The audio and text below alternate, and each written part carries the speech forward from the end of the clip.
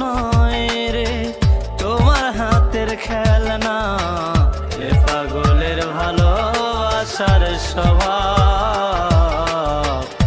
একদিন পোড়াবে আমার অভাব। এ পাগলের ভালোবাসার স্বভাব